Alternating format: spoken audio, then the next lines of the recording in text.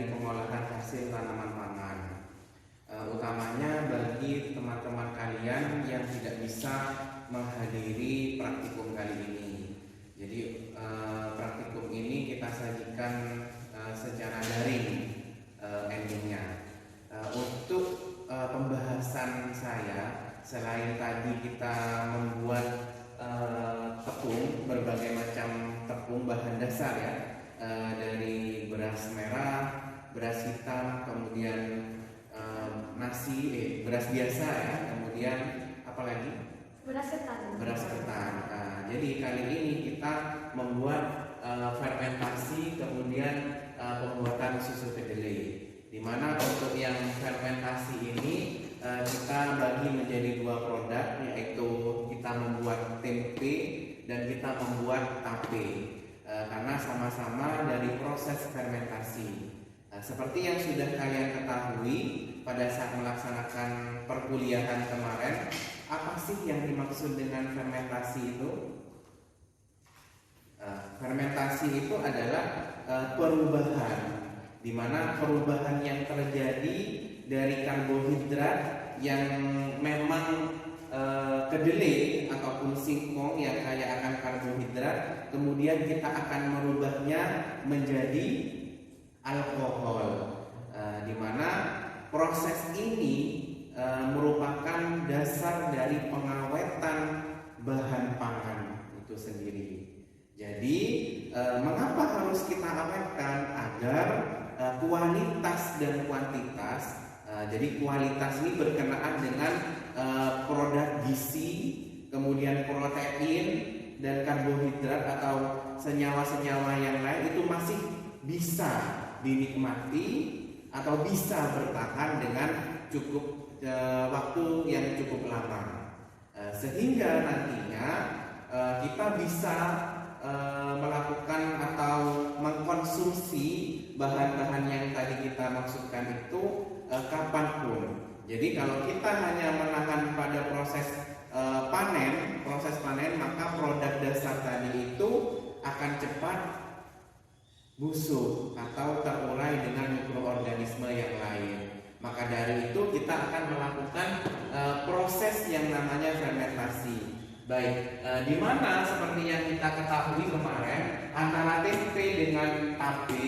itu sama-sama mikroorganismenya adalah satu famili, yaitu Rhizopus, di mana spesiesnya yang berbeda. Kemudian dalam tempe biasanya kita menggunakan Rhizopus oligosporus, di mana Rhizopus oligosporus ini mengandung beberapa enzim yang baik, di mana proses atau pemecahan karbohidrat tadi yang berubah menjadi alkohol, kita tambahkan mikroorganisme sebagai fermentornya. Jadi yang aktif bekerja merombak bahan-bahan dasar tadi yang tadinya katakanlah sangat kuat, tidak bisa dicerna. Nah, ini kita bantu dengan menggunakan mikroorganisme, sehingga teksturnya akan berubah menjadi lebih lembut, kemudian lebih kenyal, katakanlah nantinya seperti itu, dan aromanya pun juga berubah menjadi aroma yang khas seperti fermentasi. Jadi seperti itu.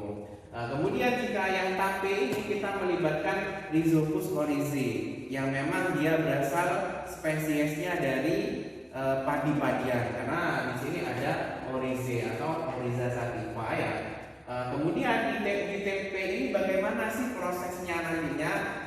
Yang paling harus nanti kalian ingat adalah kita bekerja di laboratorium pengolahan ini harus dalam keadaan steril atau bersih. Nantinya kalian harus mencuci terlebih dahulu bahan dasar tadi. Misal tempe nanti kedelainya itu kan kedelai dari berbagai macam daerah dan tempat.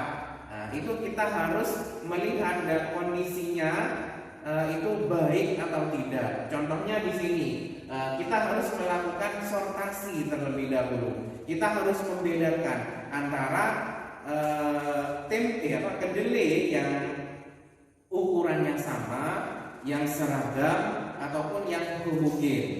sehingga tidak tercampur antara kedelai yang kecil, ukurannya kecil, kemudian ada yang besar, ada yang gepeng, kemudian ada yang terserang hama penyakit. Nah, itu kita pisahkan. Ini prosesnya untuk proses pembuatan tempe itu sendiri. Kemudian setelah tempe itu disortasi, kemudian tempe itu dilakukan pencucian. Jadi ini alurnya adalah tadi melakukan sortasi ya, sortasi bahan. Yang kedua adalah pencucian.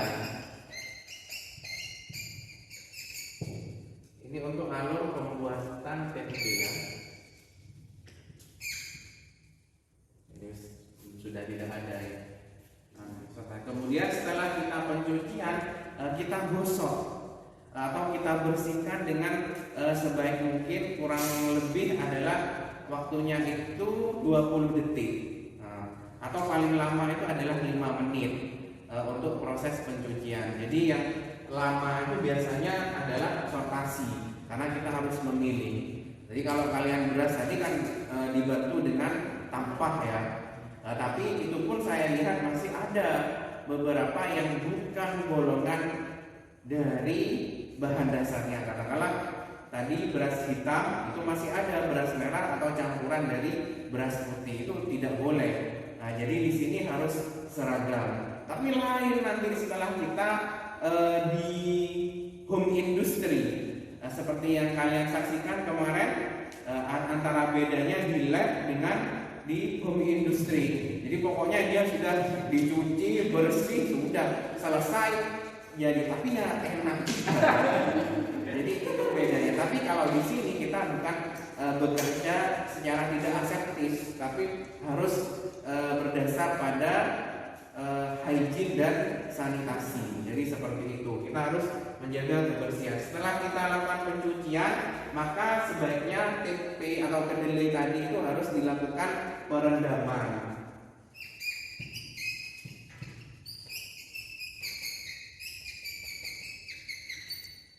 Tujuannya perendaman ini adalah untuk memisahkan antara kulit ari dan selaput yang ada di dalam kedelai itu tadi.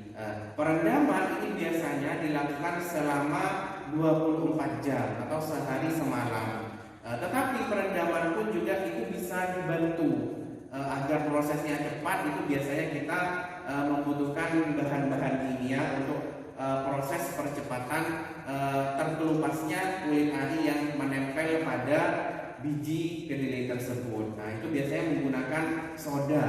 Itu biasanya kalau menggunakan soda antara 10 sampai 15 menit. Nah, tetapi kita untuk pengolahan bahan pangan ini sebaiknya melakukan pengolahan yang organik. Jadi kita menggunakan cara-cara yang alamiah. Jadi seperti itu. Artinya alami itu kita melibatkan bahan-bahan yang memang mudah orang ataupun petani itu mengaplikasikannya. Jadi tanpa menggunakan bahan seperti soda, itu kan masih beli ya. Kalau air kan kita tinggal ngambil aja. Jadi seperti itu. Kemudian setelah kita melakukan perendaman, kemudian kita lakukan yang keempat adalah pemanasannya. Tujuan pemanasan adalah untuk salah satunya juga mungkin tadi setelah pencucian dan perendaman ada kulit ari yang masih belum terkelupas. Di sini untuk pemanasan itu caranya agar kulit ari yang menempel pun juga akan terikut. Salah satunya tujuan pemanasan adalah untuk mempermudah si mikroorganisme tadi, yaitu Rhizopus oligosporus ini, untuk merombak bahan yang setengah jadi tadi, yaitu dengan proses pemanasan. Jadi merubah tekstur. Nah, di dalam pemanasan ini jangan terlalu